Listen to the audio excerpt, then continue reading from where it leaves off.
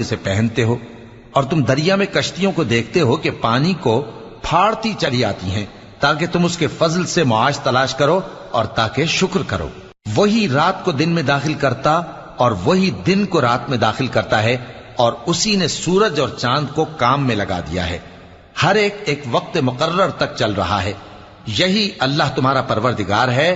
اسی کی بادشاہی ہے، اور جن لوگوں کو تم اس کے سوا پکارتے ہو وہ کھجور کی گٹھلی کے چھلکے کے برابر بھی تو کسی چیز کے مالک نہیں۔